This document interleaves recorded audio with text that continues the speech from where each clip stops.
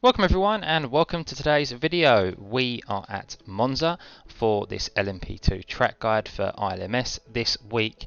Now before I get into things, you guys may have noticed that I haven't posted any content, videos or the like for a good few weeks now, and that is because I have moved out of my childhood home. I am now in my own flat with my girlfriend, so a complete change of scenery as you can see around me. I'm currently in the spare room, or what is now known as the dressing room, hence why it's pretty much a room full of mirrors. But this is a temporary setup that I'm in at the moment. Things haven't quite necessarily gone to plan with my setup. I've had a couple of issues. So yeah, in the meantime, this is just temporary. I've managed to sneak in a couple of races here and there, but I wanted to get this track guide together for you because I actually filmed this all the way back at the start of season 4 because IMSA was here in week 1. So I filmed a track guide back then and didn't get around to posting it, so I thought I'd save it for the ILMS series when it came around, because there's always a few tracks that overlap throughout the season, so why not keep a hold of it until it's relevant like now. So yeah, you will see a bit of inconsistency in the scenery because I did film this back when I was back in the kitchen. And yeah, this is probably, until I get things sorted, this is the most you're going to see of me for the time being. But as always guys, I really hope this helps you out. I love it around Monza, particularly in this car. I had real good fun in IMSA, and I'm looking forward to mixing it with the LMP1 cars as well. Now, I am using the Craig Setup Shop setup. Feel free to join my Discord in the link that will be in the description below. I will share this setup with you guys because the right setup in this car makes the world of difference in any car for that matter, but in particular this LMP2 car and around Monza. But yeah, I hope you guys enjoy it. Remember to hit that like and subscribe button. Feel free to join the Discord. It is in the link in the description below. Turn those notifications on and let's head into it.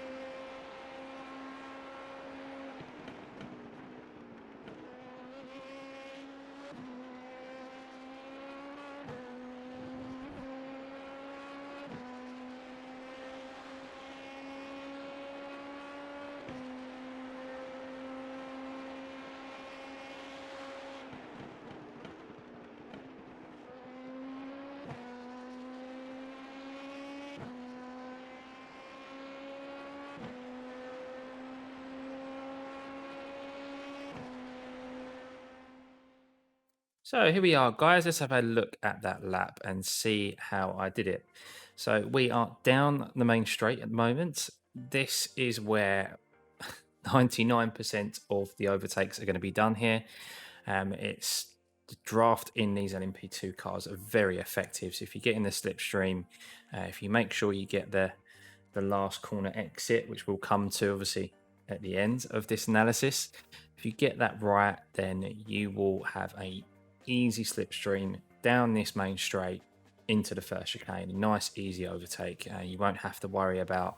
You'll get the move done before you even come to this chicane, so that you can move back onto the racing line. So, last corner is very important, but just as important is this first corner, which is a chicane. Anyone who's raced around Monza, which I'm sure 99% of you watching this track guide have, just know how easy it is to lock up here in any car, and the carnage that unfolds here as well.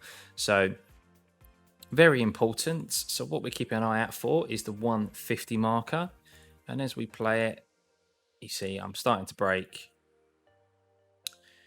And not all the way to the top of the braking, because if I do, I'd lock up the wheels because this doesn't have ABS, this car.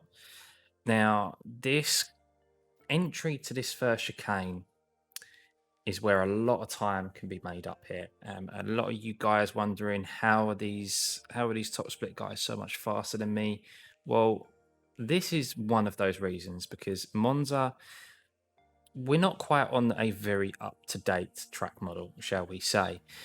So this right-hander here, the first entry into the chicane, is very easy for us to just kind of go over. It's a fine line between getting a slowdown here, so you do have to be careful, but this is where a lot of time is made up.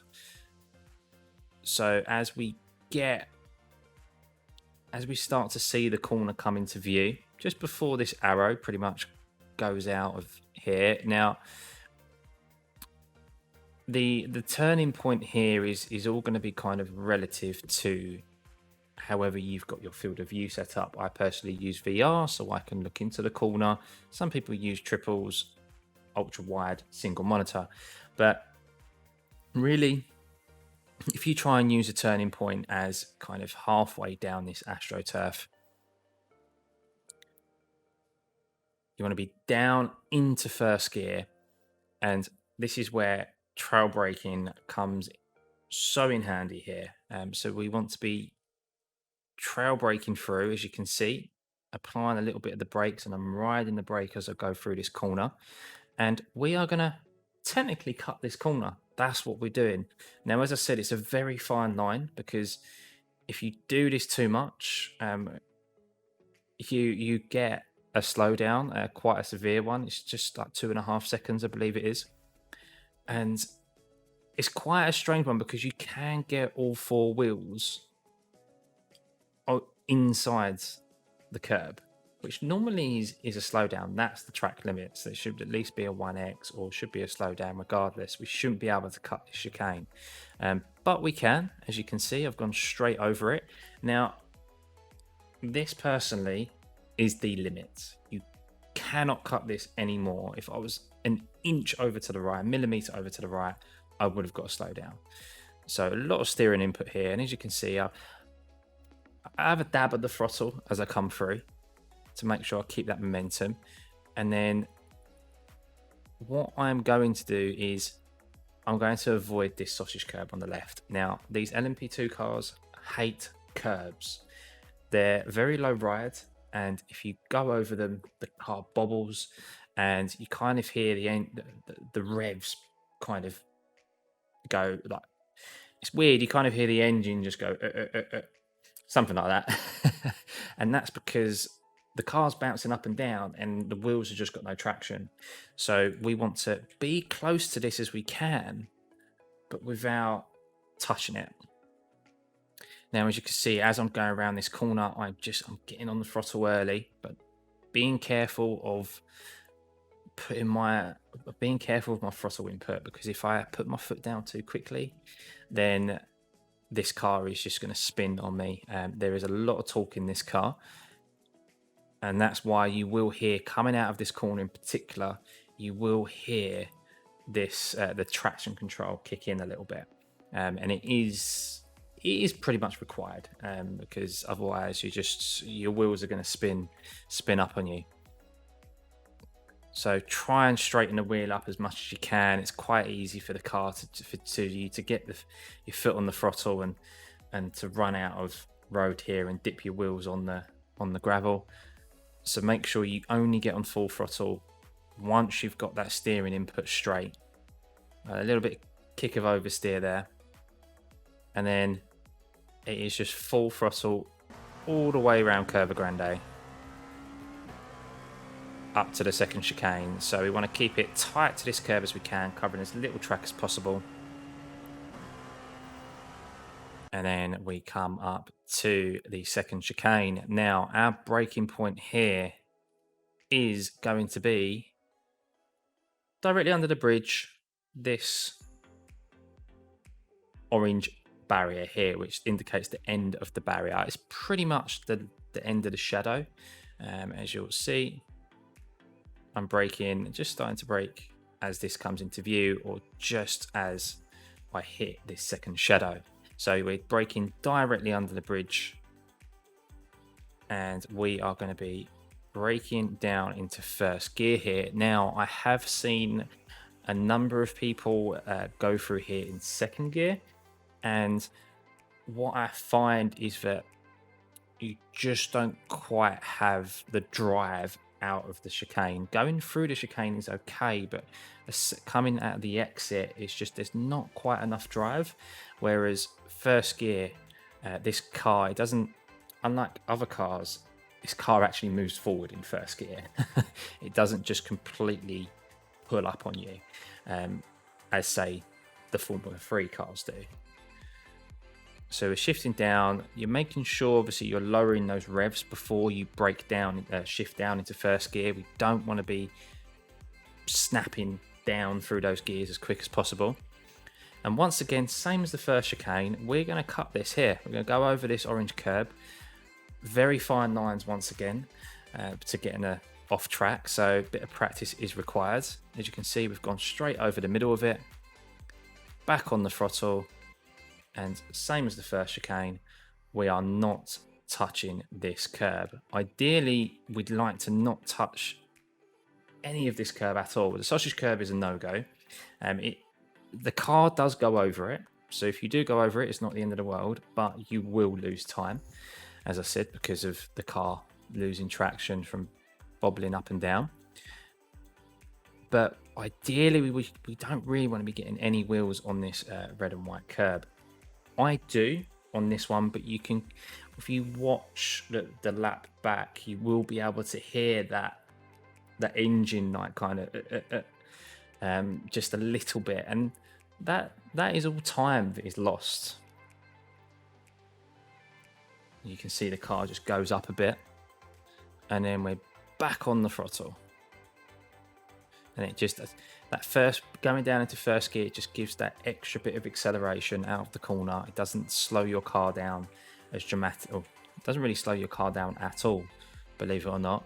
And then we come up into the first Lesmo. So this Lesmo, we are obviously staying over the left hand side.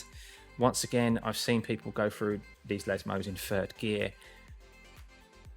As I've just said, shift down into seconds because you've just got more torque and you've got more acceleration as you come out of the corner. The key to it is making sure that your revs are low enough so that you can shift down into second gear. If your revs are too high and you shift up into second gear too early, you're going to lose time because the car's going to pull up and slow down. So that's why I see why people do it and go through in a higher gear, but you are suffering lack of speed and time. So my braking point is not directly on this orange barrier here. It's kind of just before it. As I see it kind of come, as I get very close to it, I then start to brake, as you can see, and I start to turn in, and you see shifted down into first, as just before I get into the entry of the corner, I shift down into seconds, a little bit of trail braking, and then I'm back on the throttle kind of as this concrete patch here comes into view. So as I go past this concrete patch, that's when I then know I'm pretty much round the corner and I can full throttle it. And no, I'm not going to get an off track here, because these Lesmos are very, very harsh when it comes to off tracks. It's very easy to accumulate a 1x, and over a course of an hour or 45-minute race, that can easily be your incident count gone just from a couple of corners. So the next Lesmo, as you may have just seen just there, we're keeping an eye out for this 50 ball marker, and we are braking just before it. Braking just before it, shifting down into second gear. It's a bit of an earlier turning than you think, this second Lesmo. And we're using a little bit of trail braking. And then as we get to this corner here, as we hit the apex, or just before we hit the apex, we are back on the throttle. Now, very easy in the GTE cars and GT3 cars, we can ride this curb, even in Formula 3, and gain time. But in these LMP2 cars, it doesn't like them. As I've said, this car doesn't like curbs. So you want to avoid running over this AstroTurf, cutting this corner as much as you can, because you will lose time. As we go through, we're back full on the throttle. And then it's a nice straight long run down into Ascari chicane. So as we head down to Ascari chicane, we cover as little track as possible. Under the bridge, stand over to the right hand side, and I'm going to pause it here, because what we are keeping an eye out for, guys, is this little patch of concrete on our right hand side. So right at the end here, just before the 100 marker, is our braking point. As you'll see, and we use a lot of brake here. I actually get fully on the brakes very briefly. Didn't lock up, thankfully. But what we're doing, once again, another corner that I've seen people take in third gear. Now, yes, third gear does work through here, but what I've found is that you don't get the rotation that is required to get as much speed through here as possible. So we are going to shift down into second, but we're not shifting down into second until we basically get on this curb, as you're about to see. So I'm just on this curb and I shift down into second, because what that does, we're keeping it tight to this curb without going over these little mini sausage curbs here. And what this does, shifting down into second, it just allows the car to rotate to the left a little bit more than it does in third gear, so that it opens up the right hander a little bit better. And that way, I'm able to get on the throttle, or I'm able to carry more speed through here and get on the throttle a lot sooner than I would be in third, because I just don't have that rotation. Once again, keeping it as tight to these mini sausage curbs as I can. But if you look at my throttle input here, I'm able to get on full throttle a lot sooner than people would be in third gear. Now, this corner here is a very, I say it's not a strange one. It's not a strange one at all. Basically, we don't want to go over this. I actually slightly run over it, but you don't even want to cut it and cut it fine. You want to avoid this altogether, because this bit here makes the car really bobble a bit, and you lose a bit of traction and a bit of time. As you can see, the car really just shuffles like that, shall we say. If we really slow it down, I mean, and all these little things are just, the car loses traction, and that's like a tenth or so that you lose, because it affects your drive and run down this back straight into Parabolica, the last corner. But yeah, that's Ascari chicane. And we are now heading down into Parabolica, a very important corner here. So, top tip for you guys, if you are on someone's arse, if you're right up behind them in their slipstream and you're close enough to make an overtake into the last corner here, don't do it. Don't do it, guys. A bit of racecraft for you. Once you get around this corner, if you can keep it tight to them within a couple of hundredths or less than half a second, because as we've said, the draft in this car is very, very effective. If you can do that, around this last corner, you have got one of the longest pieces of track in the world to overtake them on, in a car that is very, very effective in the slipstream.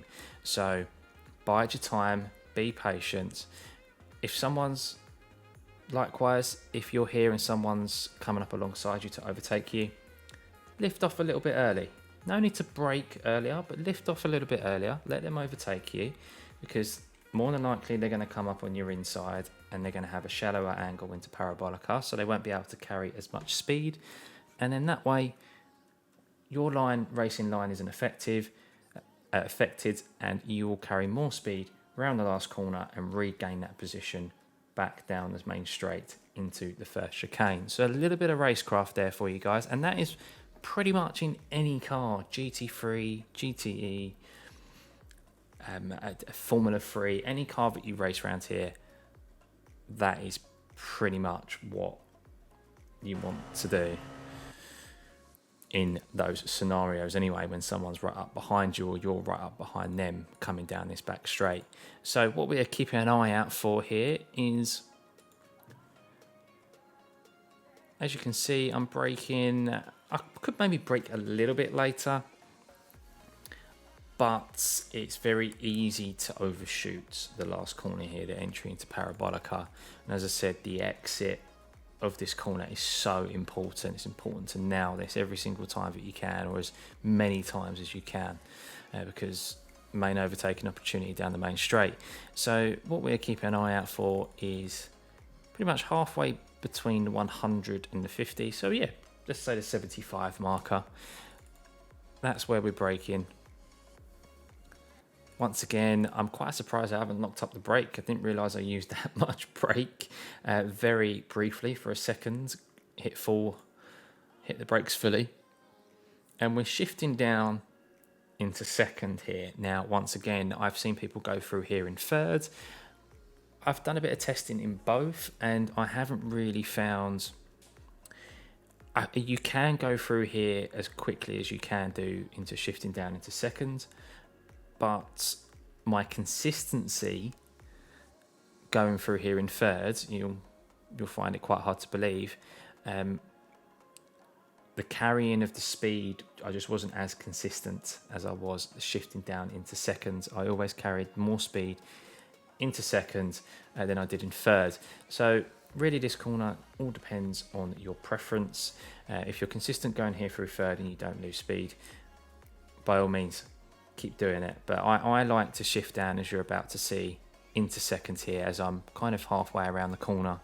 And as you see this pole here come into view, so we're trail braking round, as you see this pole come into view, that's when you then start to get on the throttle.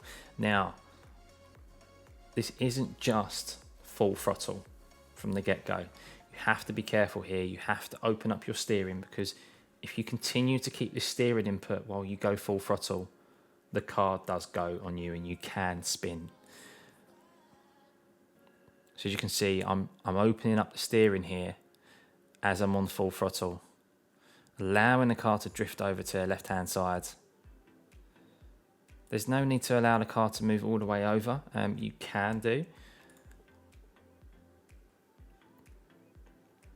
And then stay on that throttle. I like to stay on this white line here because it's kind of the most acute angle, shall we say, so that you cover as little track as possible. And then we are across the line, and that, guys, is a 1 minute 34.87 lap time. As I said, I'm not the fastest sim driver. I like to think I'm above average, but I'm not the fastest, and I'm over the moon with that, and I absolutely love this car.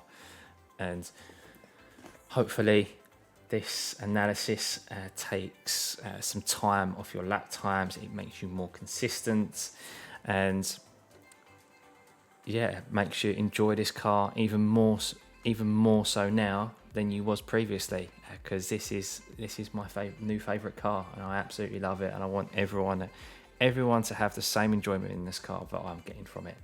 So yeah, I hope you guys enjoyed that. I'm going to be doing this moving forwards for the IMSA series, ILMS.